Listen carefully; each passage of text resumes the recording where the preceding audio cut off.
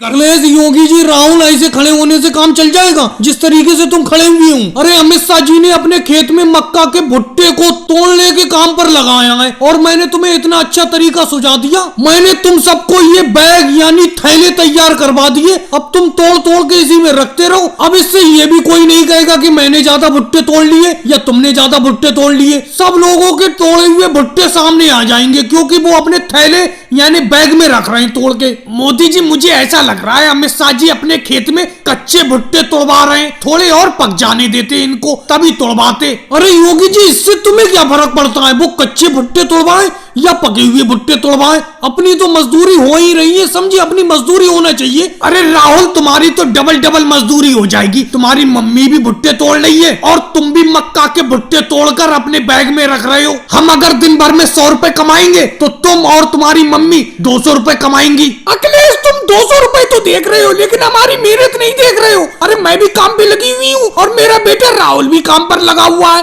अखिलेश तुम ज्यादा बातें तो बताया मत करा करो। जितने मैं और मम्मी जी मिलकर इस मक्का के खेत में भुट्टे तोड़ रहे उससे ज्यादा तो भुट्टे तुम अकेले तोड़ लेते हो अपने बैग में। तुम्हारा बैग देखो फुल भर गया और मेरा और मम्मी जी का बैग अभी तक नहीं भरा है। मोदी जी का भी बैग बिल्कुल फुल हो गया भुट्टों से, लेकिन योगी जी का अभी खाली है बैग, उसमें और भुट्टे आएंगे। अरे राहुल तुम और योगी जी तो हल्के हल्के भुट्टे तोड़ रहे हो, मैं और अखिलेश बहुत तेजी से भुट्टे तोड़ रहे हैं इस मक्का के खेत में। तो हमारा तो बैग जल्दी भर ही जाएगा। जो जितनी जल्दी मक्का के भुट्टों से बैग भरेगा उसकी उतनी ही ज्यादा मजदूरी होगी। अरे वो सब तो छोड़ो मोदी जी, मुझे ये बताओ अमित शाह जी से तुमने दिहाड़ी कितने रुपए तय की है? एक बैग यानी थैला भरकर भुट्टा तोड़ने पर वो कितने रुपए देंगे अपनों को? अरे योगी जी बिना काम का सौदा किए बगैर मैं काम नहीं करता हूँ। एक थैला भरकर भुट्टे तोड़ने पर अमित शाह जी अपनों को 20 रुपए देंगे। 20 रुपए थैला। ये बंद पड़ा है, ये तुम्हारा ही घर है? क्या नाम है तुम्हारा योगी जी? तुम्हारा बिजली का बिल निकल के आया है 1,85,000। अरे इतना लंबा बिल कैसे कर लिया? कब से जमा नहीं किया है तुमने बिजली का बिल? और जब हम बिजली का बिल देने के लिए आए तुमने घर कैसे बंद कर दिया? अरे सर जी आपको ऐसा लगता होगा जैसे मैंने आपको देखकर ये घर बंद किया।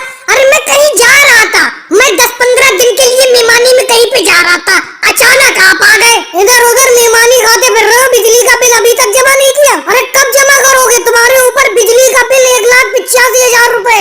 अरे कहीं भागे जा रहे हैं, हम दे देंगे बिजली का बिल। थोड़ी फसल उसल तो आने दो। पिछली बार की फसल सब बाढ़ में बह गई, उससे पिछली बार की फसल सब सूखे में खत्म हो गई थी। इसी तरीके से मैं 1-2 साल बिजली का बिल जमा नहीं कर पाया, इतना बिल हो गया 1,85,000। सर जी इस बिल पर कुछ छूट तो मिल जाएगी? अरे ऑफिस तो आना, हमारे ऑफिस आना, कुछ छूट करवा देंगे तुम्हारी। तुम्हारा बिजली का बिल 1.5 लाख में निपटा देंगे। और भाई बराबर वाले भाई आपने तो जब से शायद कनेक्शन कराया है तब से बिजली का बिल जमा ही नहीं किया है। तुम पर पूरे 9,50,000 का बिल है, यानी कि 9.5 लाख का। अरे सर जी मेरे ऊपर इतना बिजली का बिल हो ही नहीं सकता। मेरे घर ना फ्रिज है ना कूलर है, एक छोटा सा LED बल्ब जलता है 5 वाट का, उस बल्ब से 9.5 लाख का बिल मेरे ऊपर कैसे हो गया? मैं इस बिल को नहीं मानता, मैं इस बिल को जमा नहीं करूंगा। अरे मानोगे कैसे नहीं बिजली के बिल को? तुमने आज तक बिजली का बिल जमा नहीं करा है, 10 साल में तुम्हारा कम बिल आया। मैं तो ये सोच रहा था 15-15 लाख के करीब आएगा, फिर भी तुम्हारा 9.5 लाख का बिल आया है। भाई मैं तो सही हूँ, मैंने बिजली का कनेक्शन कराया ही नहीं था।